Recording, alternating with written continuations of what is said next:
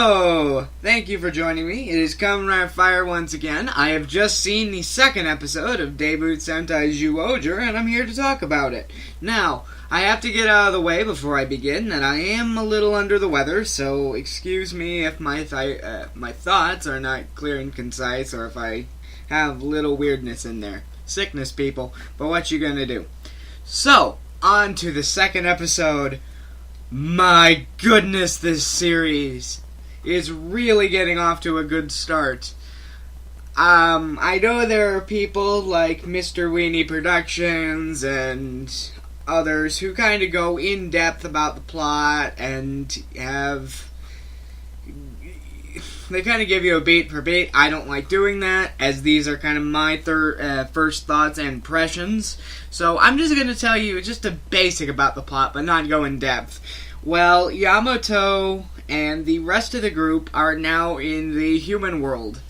And one thing I was very happy to see was the humans actually reacting to how different the human world is from their own. As I said in the last episode, Zhuland, that's what it's called. Zhuland seems to be very fantasy or maybe medieval in its approach to the world.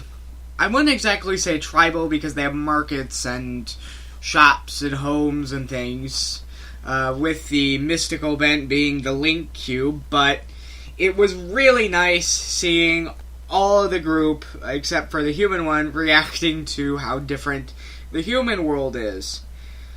Unfortunately, in the last episode, Tusk, the Green Ranger, did not want to be with the group, so for a lot of the episode, he's kind of moping and doping, trying to find the other link cube that has gone missing, which may or may not have something to do with our next ranger already.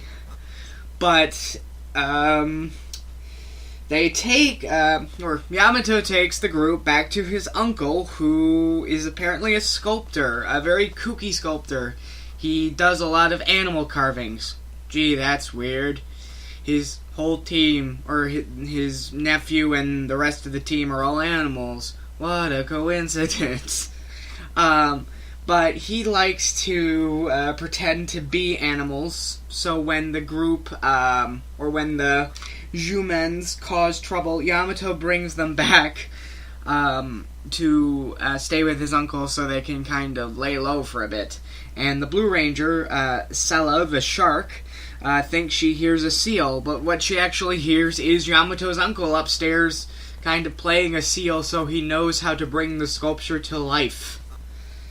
Yeah, apparently he's not a good cook, or I don't know. I think there was a joke about his cooking, but they establish in this episode that every single animal ranger, I'm just going to call them animal rangers just to make it a little easier on myself, have special traits, like the yellow ranger can yell really loud, the white ranger has a good sense of taste, blue has good hearing, and green has a great sense of smell.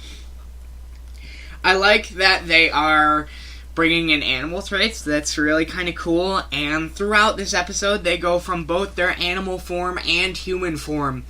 It seems to be indicating that the form is maintained by them thinking about it, as sometimes their animal forms or even just parts of their animal body show. Once again, I think this is going to be interesting that they're going to constantly be switching between the human actors and the suit actors. I have no idea if the people who are actually the humans are in those suits. I don't know how heavy they would be, but it is pretty seamless, and I really like that. We got more with the villains. Apparently, this whole thing is kind of like an annual tournament. I think they're bounty hunters or something. That exactly hasn't been established. But they're interesting, and they talk about how they're more excited for this blood game, which is, I guess, what the tournament is called, than others, because this planet is actually fighting back. Still don't understand the coin motif about them, or how they're really structured. Kind of wish they'd get on that. The fight scenes had great choreography and absolutely amazing special effects. Whoever is the series director must be having a ball with this. Like, there was not a single moment in this episode where it felt like it dragged or there was unneeded dialogue. The fights are great. We got backstory on Yamato the Red Ranger. Apparently he was saved by a Zhu-man eagle when he was when he ran away from home after an argument with his parents, and that's why he was allowed to transform in the first episode, because he kind of is an honorary Zhu-man. At least that's how it came off to me, but I loved this episode. The character personalities were great. The explanation and continued mythology building was great. The villains, I don't hate them. Like, they are interesting. I just kind of wish we knew more about them. We got another Robo/Megazord combination, just with the elephant and the tiger instead of the shark and the lion.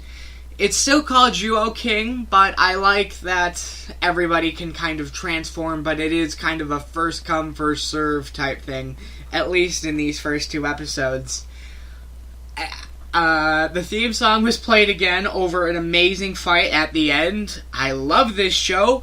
I cannot wait for episode 3. Thank you, Toei, for finally bringing Super Sentai back, as I have had mixed feelings about Ninja. Some episodes were really good.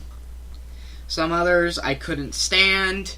Really didn't like Kyoryuger, even though I do love its American counterpart. I couldn't get into Kyoryuger the first time around. I've started watching it again, and it's growing on me, but it's still not great.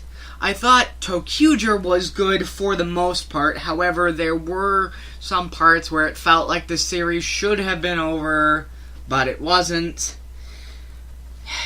I guess for me, Super Sentai has been really rough recently, and it bothers me that it took so long for them to get back, but it is finally starting to get back on track, and I am thankful for it.